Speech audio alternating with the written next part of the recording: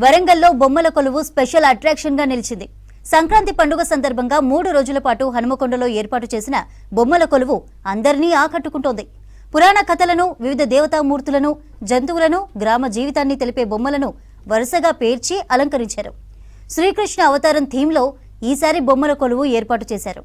వచ్చే తరానికి మన సంస్కృతి, సంప్రదాయాలు, పురాణాల గురించి తెలియచేయడమే ఉద్దేశంగా బొమ్మల కొలువు పెట్టినట్లుగా చెప్తున్నారు. వరంగల్ జిల్లాలోని బొమ్మల కొలువు గురించి మరిన్ని వివరాలు మా ప్రతినిధి కృష్ణమోహన్ అందిస్తారు. Krishnamohan, over to you.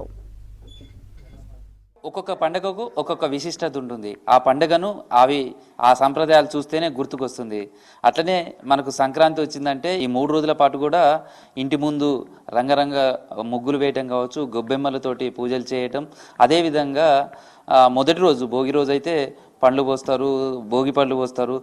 తర్వాత గంగిరెద్దులు, తర్వాత హరిదాసుల కీర్తనలు, ఇలా రకరకాలుగా ఉంటాయి. అదే సేమ్ టైంలో ఈ సంక్రాంతి, మకర సంక్రాంతి ఈ రోజులలో బొమ్మల కొలువును కూడా నిర్వహిస్తారు. ఈ బొమ్మల కొలువుకు సంబంధించి అంశాన్ని ఏ విధంగా తీసుకున్నారో తెలుసుకుందాం. అమ్మ, అంటే జనరల్గా బొమ్మల కొలువు అనగానే సంక్రాంతి మనకు గుర్తుకొస్తుంది.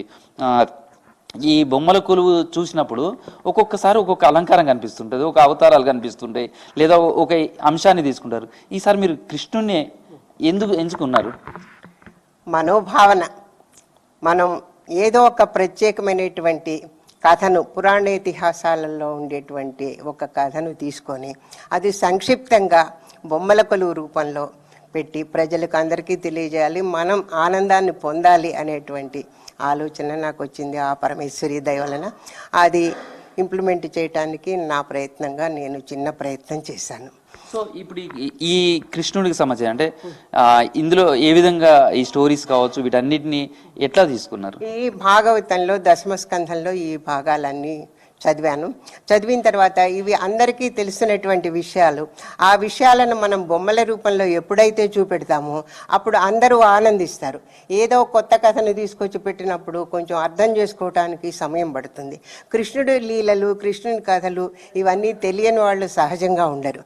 ఇది బొమ్మల రూపంలో చూపించడం వలన పిల్లలు, పెద్దలు అందరూ కూడా ఆనంద పారవస్యంతో చాలా సంతోషంగా ఉంటారు. సో అంటే చాలా ఉన్నాయి ఇందులో. నరకాసుని వద్ద, గజేంద్ర మోక్షం, సత్యభామ పర్యాణం, శ్రీకృష్ణుడి తులాభారం, గోవర్ధనగిరి ఎత్తినటువంటి కృష్ణుడు, ఇట్లా చూశారు. అంటే వీటిలలో ఒక స్టోరీ ఉంటే ఒక స్టోరీకి రిలేటెడ్ గా ఇంకా చాలా స్టోరీలు కనిపిస్తున్నాయి. ఎట్లా ఉండే ఒక గజేంద్రుడి మోక్షం చూస్తేనే ఒక్కొక్క రకంగా ఉంటుంది.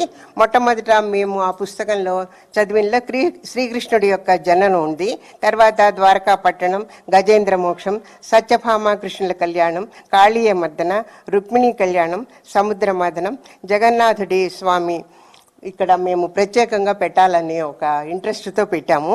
తర్వాత మణిద్వీప వర్ణన కూడా, నాకు అమ్మవారంటే చాలా భక్తి, అందుకని అమ్మవారి మణిద్వీప వర్ణన కూడా బొమ్మల రూపంలో చూపించాలనే ఉద్దేశంతో అది కూడా పెట్టడం జరిగింది. తర్వాత మధుర మీనాక్షి కళ్యాణం భోగి రోజున చాలా వైభవంగా జరుగుతుంది. ఆ కళ్యాణ ఘట్టాలను కూడా భోగి రోజున పెట్టి అందరికీ చూపించి అందరితోటి ఆనంద పారవస్యంలో భక్తితోటి అందరూ ఆనందించాలనేటువంటి సంకల్పంతో ఆ అమ్మవారిని కూడా నేను ఇక్కడ పెట్టడం జరిగింది. మొత్తానికి శ్రీకృష్ణుడు జననం నుంచి ఆయన చేసినటువంటి అన్ని అంశాలను ఇందులో అయితే తీసుకున్నానండి. ఈ అంశాలు తీసుకోవడానికి ఇదే భగవద్గీత, ఈ భాగవతంలోని భాగాలు నాకు చాలా నచ్చినాయి. అందులో ఇవి అందరికీ తెలిసినవి కాబట్టి తొందరగా అర్థం చేసుకోగలుగుతారు. మొట్టమొదట కృష్ణుడి జననాన్ని తీసుకున్నాను. ఆ కృష్ణుడు జన్మించే ముందు కంసుడు దేవకీదేవి యొక్క చెల్లెలు, కంసుడి యొక్క చెల్లెలు, ఆమెకు 8వ గర్భంలో జన్మించేటువంటి పుత్రుడితోటి ఆయనకు చంపబడతాడనేది తెలుస్తుంది. కృష్ణుడు లీలలు తెలియని వాళ్ళు మనలో ఎవరూ లేరు. ఆ కృష్ణుడు గోపికలతో ఆడతాడు, పాడతాడు, వెన్నను దొంగిలిస్తాడు, ఇట్లా రోటి కట్టేస్తే రోడ్లను ఈడ్చుకుపోతాడు, గోపికలతో ఆడతాడు. గోపికలు వచ్చి యశోదమ్మకు కూడా కంప్లైంట్స్ ఇస్తూ ఉంటారు, ఆమె మట్టి తిన్నాడమ్మా అంటారు. అప్పుడు మట్టి ఏది, నా కొడుకు మట్టి తినలేదని చెప్పి నోరు చూస్తుంది. నోరులో 14 భువనభాండాలు ఉంటాయి. కంసుడు రాక్షసుల వేషంలో చాలామందిని పంపిస్తే వాళ్ళందరినీ, ఇప్పుడు అశ్వన్ రూపంలో వచ్చాడు, మహిషాసురుడి రూపంలో వచ్చాడు, ఆ రాక్షసులందరినీ కూడా సంహరిస్తాడు. ఆ తర్వాత పూతన అనేటువంటి రాక్షసుని కూడా ఆయన సంహరించడం జరిగింది. దాని తర్వాత ఇక్కడ బృందావనంలో కృష్ణుడు, లక్ష్మీదేవి ఎంతో ఆనందంగా సరసల్లాపాలాడుతూ అక్కడ ఉంటారు. ఆ దృశ్యాన్ని చూపించటం జరిగింది. ఇక్కడ ఇదంతా బృందావనంలో అనేకమైనటువంటి పశుపక్షాలు.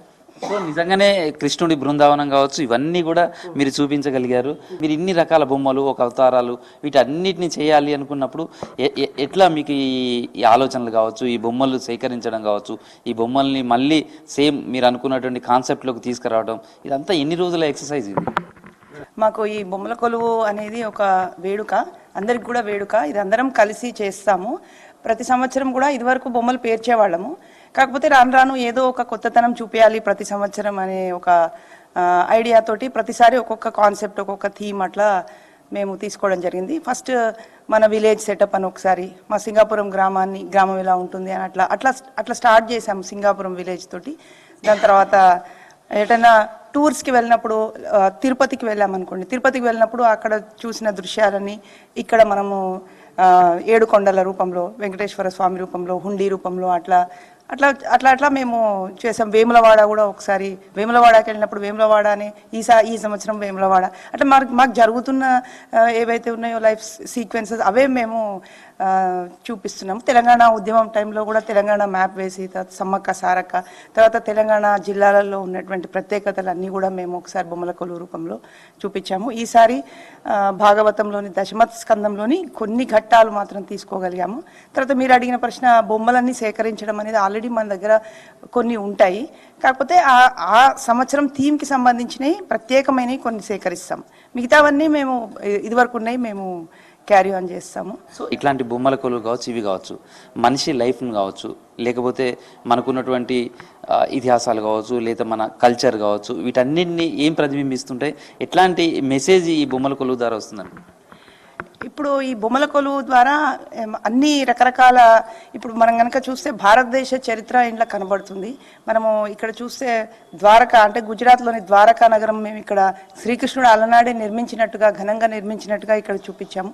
తర్వాత రేపల్లె, మధుర, నార్త్ ఇండియాలో ఉండేటువంటి మధుర ఇక్కడ. తర్వాత అక్కడ విదర్భ, మహారాష్ట్రలోని వాళ్ళ విదర్భ, అక్కడ మనము రుక్మిణీ కళ్యాణం జరిగినట్టుగా, అంటే పురాణాలలో మేము చదివింది అక్కడ మాకు తోచిన విధంగా మేము అక్కడ పెట్టడం జరిగింది. తర్వాత పూరి జగన్నాథ్ టెంపుల్, ఇవన్నీ కూడా మన భారతదేశంలో ఇంత గొప్పవి జరిగినాయా? ఇప్పుడు జరాసంధుడి ఇవన్నీ కూడా యుద్ధము. దాని తర్వాత ఉడిపి, కర్ణాటకలోని ఉడిపి, ద్వారకా నుంచే వచ్చినటువంటి శ్రీకృష్ణ మూర్తి ఉడిపిలో మధ్వాచార్య వారు ప్రతిష్టాపన చేసి ఇవాళకి అక్కడ అనేక రకాల, ఉడిపి అనగానే అందరికి గుర్తొచ్చేది టిఫిన్స్, అవన్నీ కూడా అక్కడ ప్రతిబింబించాము. ఉడిపికి మహాభారతానికి కూడా సంబంధం ఉన్నది. మహాభారత యుద్ధంలో కొన్ని వేల మంది ఇటు రెండు వైపులా కూడా యుద్ధం జరుగుతున్నప్పుడు ఈ ఉడిపి నుంచే మహారాజు వెళ్ళి శ్రీకృష్ణ పరమాత్మని అడుగుడు జరుగుతుంది. మరి యుద్ధంలో మీరు అందరూ ఇంత యుద్ధం, కురుక్షేత్రం అక్కడ, నార్త్ ఇండియా అక్కడ యుద్ధం జరుగుతుంది కదా, ఎట్లా మీ అందరికీ ఆహారం ఎట్లా అంటే, ఇక నువ్వే అడిగావు కాబట్టి నువ్వే చూసుకో అని చెప్పి ఉడిపికి అప్పుడు మహాభారతంలో కూడా ఆహారము అందించినటువంటి చరిత్ర కలదు. అందుకే నా ఉడిపి అనగానే టిఫిన్స్ అనేది గుర్తుకొచ్చింది. వాళ్ళకి కూడా ఉడిపి అనగానే టిఫిన్స్ అవే ఉంటాయి భారతదేశంలో. తర్వాత ఇతర దేశాల్లో కూడా, ఫారెన్ కంట్రీస్ లో కూడా ఉడిపి ఉన్నది. సో ఇదంతా కూడా ఒక సత్సంగ్ లాగా జరుగుతుంది. అందరం కలిసి చేస్తుంటాం కాబట్టి కొన్ని తెలుస్తూ ఉంటాయి. ఇట్లా ప్రతి సంవత్సరం సెలబ్రేట్ చేస్తున్నాం. చూడొచ్చు, అంటే ఈ బొమ్మల కొలువు చూడటానికి కూడా చాలా మంది లోకల్గా ఉన్న వాళ్ళు కావచ్చు, పిల్లలు కావచ్చు, పెద్దలు కావచ్చు, వీళ్ళందరూ కూడా వస్తుంటారు. చూసి ఎట్లా ఉందండి ఈ బొమ్మల కొలువు చూస్తే ఏమనిపిస్తుంది? ప్రతి సంవత్సరం ఈ బొమ్మల వేడుక చూడటానికి మేము సంక్రాంతి పండుగ నాడు ఎన్ని పనులున్నా మానుకుని ఉత్సాహంగా ప్రోత్సహిస్తూ వాళ్ళని మేము ఈ బొమ్మల కొలువుని చూడటానికి వస్తాము. పెద్దవాళ్ళు చెప్పినవి విని ఇంకెవరన్నా వస్తే వాళ్ళకి మేము చెప్తూ మా సంతోషాన్ని మేము పంచుకుంటాం వాళ్ళతో పాటు. సో ఇది ప్రస్తుతం అయితే బొమ్మల కొలువుకి సంబంధించినటువంటి కూడా చూస్తే మనం ఎట్లా ఉందండి బొమ్మల కొలువు? ఇదంతా మీరంతా చూసినప్పుడు మీ పిల్లలు కానీ వీళ్ళకి చెప్పడానికి అవకాశం వచ్చిందా? అయితే ఒక్కొక్కసారి ఒక్కొక్క టీం తీసుకుంటుంది. మా అత్తమ్మ గారు, మా సిస్టరు అయితే, అంటే వాళ్ళకి ఎక్కడికి పోయినా కూడా ఏదన్నా పోయినప్పుడు అక్కడ ఆలోచించి ఆ బొమ్మలు కూడా సేకరించడం జరుగుతుంది. మేము కూడా వీడియోలు తీసుకుంటాము, మా పిల్లలకు పంపిస్తుంటాము. అంటే ఇప్పుడు మొన్న పాశురాల గురించి వచ్చిందనుకోండి, దాని గురించి తెలియాలంటే కూడా ఈ విధంగా మేము వాళ్ళకి చూపిస్తున్నాం అన్నమాట. చాలా సంతోషం అనిపిస్తుంది. ప్రతిసారి మేము కూడా మిస్ కాకుండా తప్పకుండా వచ్చి చూసి వీడియోలను తీసుకొని వెళ్తుంటాం. ఎట్లా ఉంది మీ పిల్లలకు వీళ్ళన్ని చూపించినప్పుడు కూడా ఎట్లా అనిపిస్తుంది ఇవన్నీ? చాలా బాగుందండి. అసలు ఎన్నో తెలియని విషయాలు మాకే కాదు పిల్లలకు కూడా చాలా విషయాలు, పురాతన చాలా అంశాలు అన్నీ ఉన్నాయి. మా పాప కూడా చాలా అసలు ఎన్నో విషయాలు తెలిసినాయి మాకైతే. మేడం కానీ చాలా అన్నీ చాలా బాగా పేర్చారు. అసలు ఎట్లుందమ్మా బొమ్మల కొలువు? కొత్త కొత్త అన్ని నేర్చుకుంటే మంచిగా ఉన్నాయి. అంతేనా? ఓకే, సో ఇది బొమ్మల కొలువుకు సంబంధించినటువంటి కాన్సెప్ట్, సాంప్రదాయాలను, సంస్కృతి, మనకు సంబంధించినటువంటి ఇతిహాసాలు, వీటన్నిటిని నెక్స్ట్ జనరేషన్ కు, భావితరాలకు కూడా అందించాలనే ఒక కోణంలోనే ఈ బొమ్మల కొలువును తీస్తున్నారు. సంక్రాంతి సాంప్రదాయాన్ని కూడా ఈ విధంగా మన సాంప్రదాయాన్ని మరింత ముందుకు తీసుకువెళ్లే విధంగా కూడా ఈ బొమ్మల కొలువుకు సంబంధించినటువంటి కార్యక్రమాన్ని ప్రతి ఏటా ఇక్కడ నిర్వహిస్తున్నారు. వీడియో జర్నలిస్ట్ రాస్తూ కృష్ణమోహన్, V6 న్యూస్, హన్మకొండ నుంచి.